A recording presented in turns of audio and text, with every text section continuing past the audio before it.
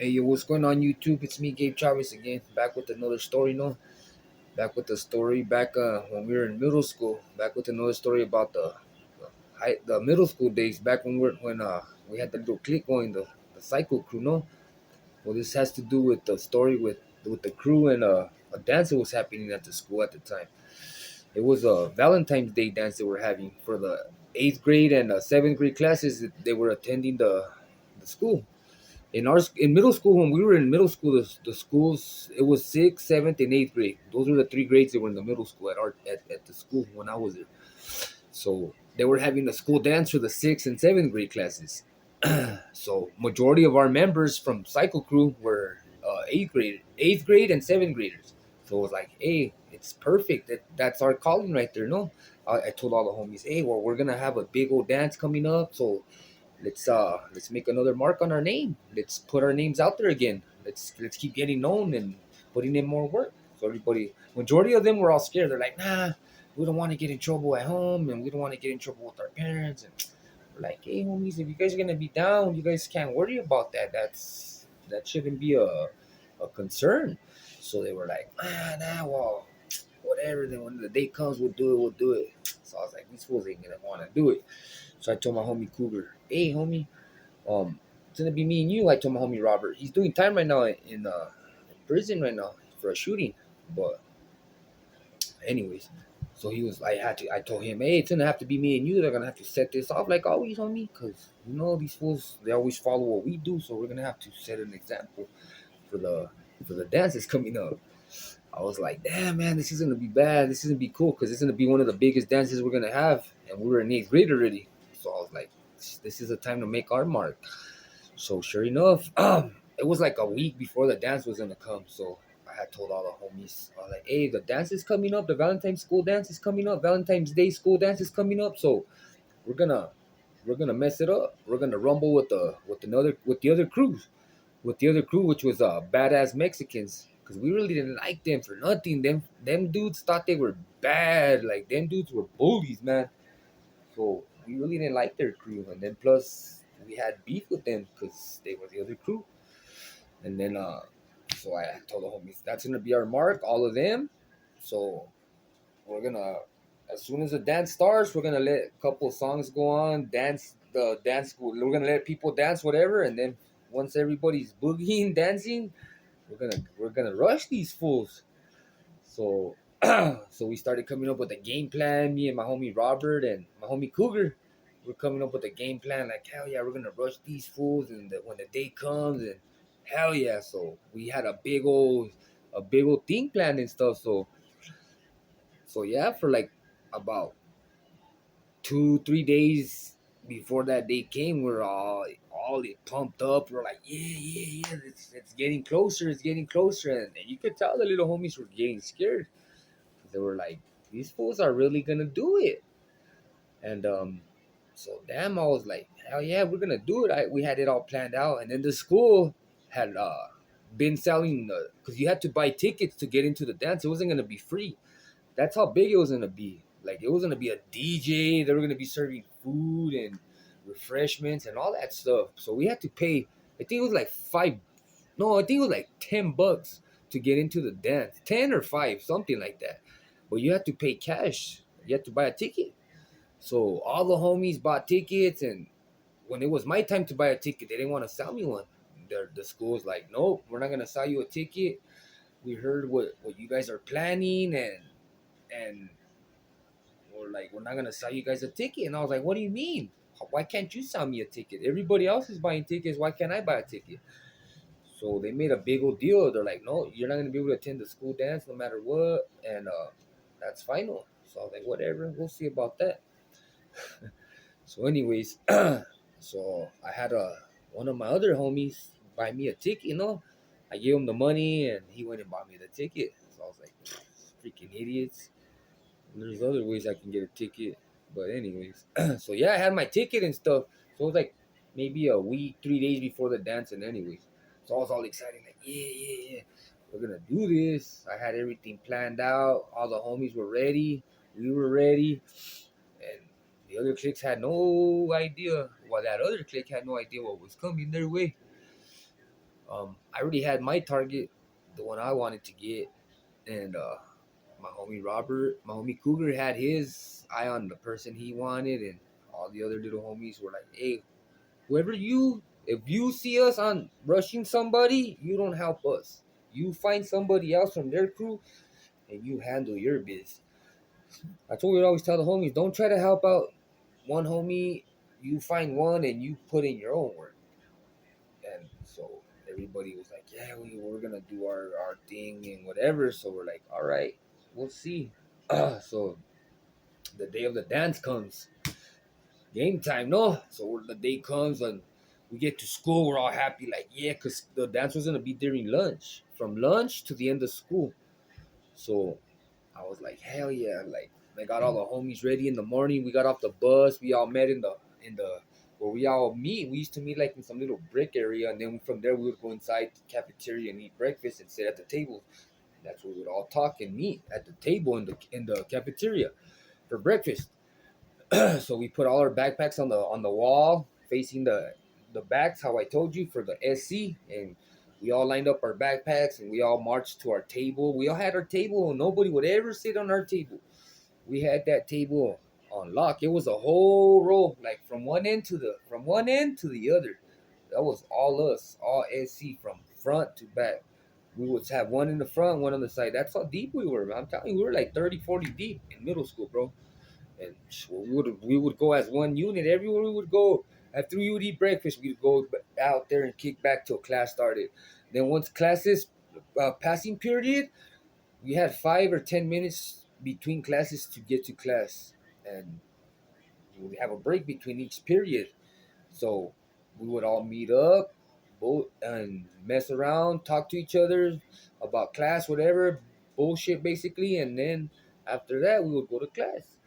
So we did that all freaking first and second period, and then when lunch came around, it was gonna be the dance already. So we're like, hell yeah! We all got together. We all had our tickets ready, so we marched to the freaking to the gym where it was gonna be at. It was inside the gym in the middle school.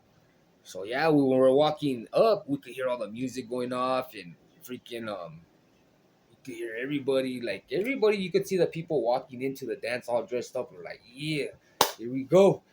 So the teachers and everybody saw our group coming, which was weird because it was like they were already waiting for us. I didn't know they were, but what? So we walked in to we opened the main doors to the gym, to the because when you would walk into that little area before the gym, it was like a little commons area where they had Coke machines, candy machines aligning the wall.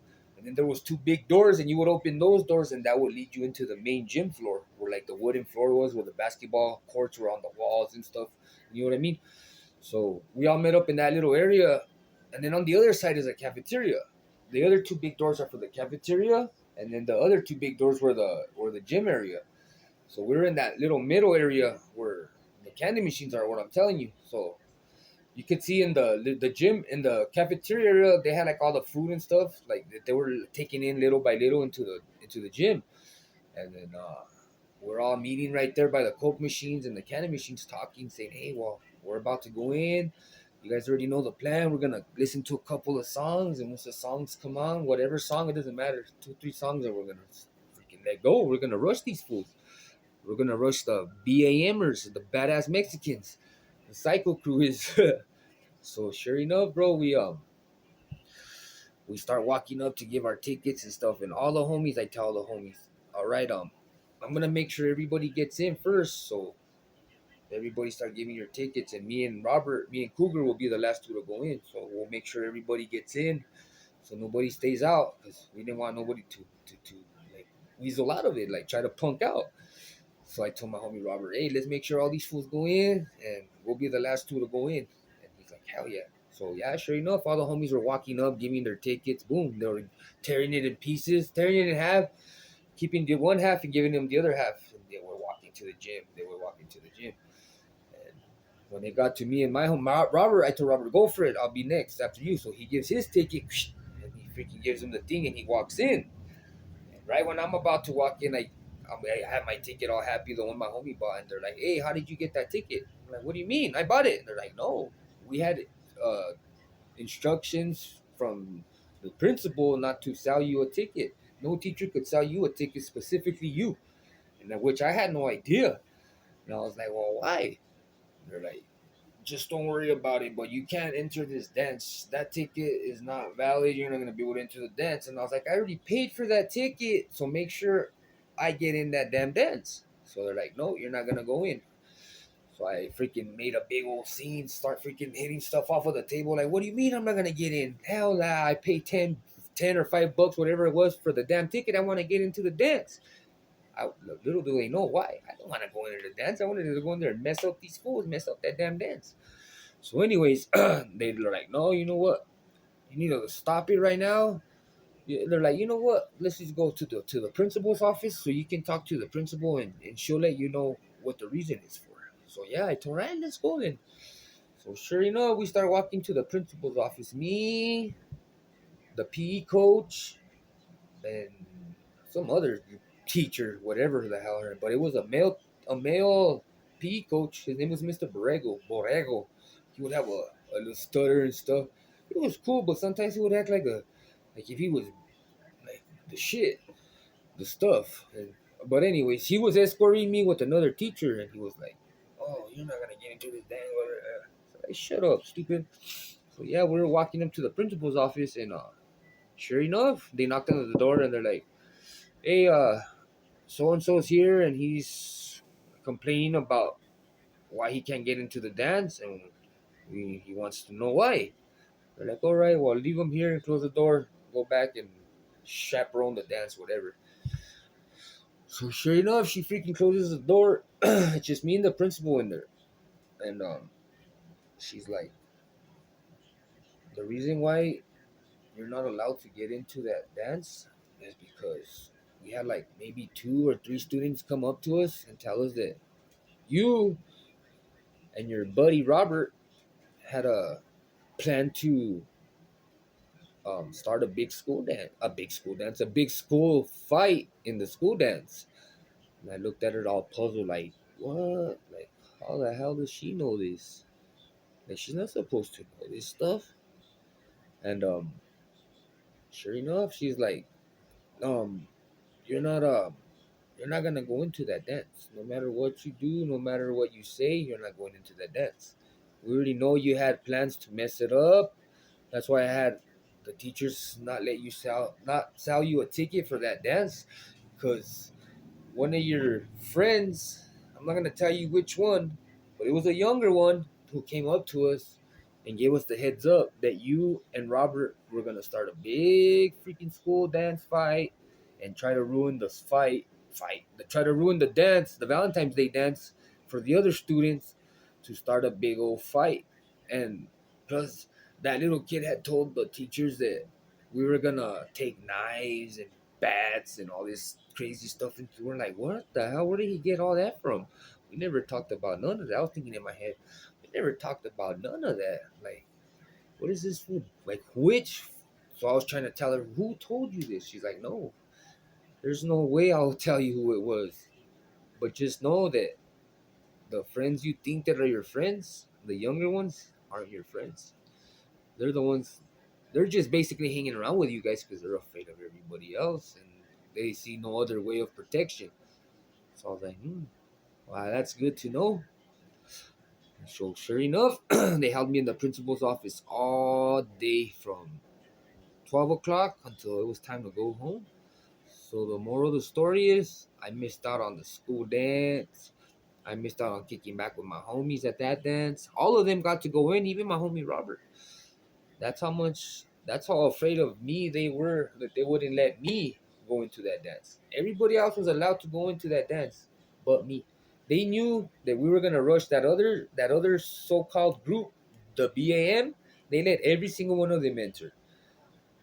And when it was our turn, they let every single one of them enter from our group except me. So what does that tell you about me?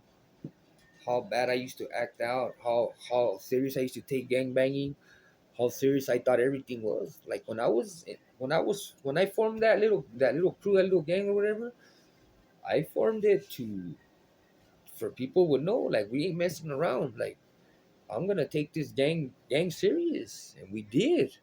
We took it wholeheartedly seriously. It wasn't a gang; it was a crew. So when I went into high school, that's when I met my homies from my hood that I ended up getting initiated into.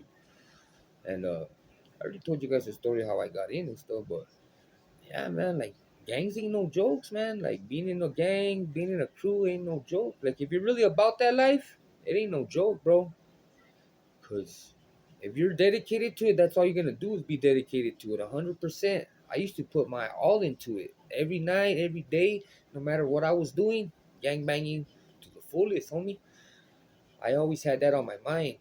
Well, I'm gonna let my hood be known out there. I'm gonna put my hood on the map. I'm gonna put my town on the map, my city on the map. And we did, homie.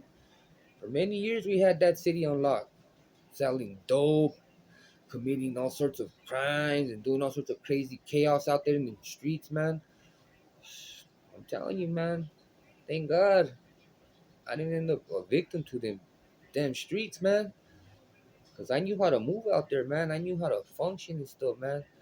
And saying not all gang members are dumb, man. Some are educated, but some just chose the wrong path because they didn't know any better. Like I didn't know any better.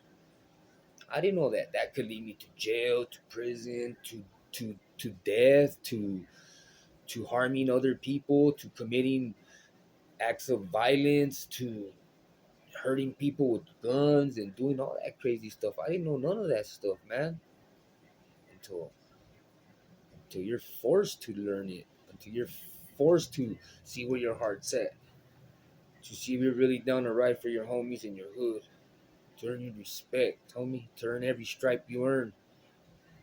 You know what I mean? Gangbanging ain't a joke, people. For all you little kids, all you little youngsters out there listening, gangbanging ain't a joke, homies. It's not a damn joke. Open your eyes already. All them little shootings you guys are doing, you're gonna put you behind bars for a long time, man. That ain't no joke. When you're out there pulling out guns on people and shooting at people out here on these streets, little do you know what the consequences that come behind them shootings, man. Especially if you're a felon already, bye. Say bye to these streets. You won't see them for a long time, homie. That's facts, homie. That's no bullshit right there. No watered down stuff. People need to hear this. All these youngsters need to hear all this shit, man. Really think about it when you're out, when you're in that damn jail cell, hearing that damn door close, and you're trying to talk, and all you hear is your own voice echoing, and getting them little ugly food trays. Like it looks like somebody freaking diarrhea on them. Like you'll be like, damn, this is my reality now. This is me. Like damn, bros. Like really think about it, people. So just take care of yourself, people, and remember, stay blessed out there and have a good day, man. God bless you, and watch my videos on YouTube, man. From gangs to redemption, Gabriel Chavez, man. Thank you and stay blessed. Have a good one, people.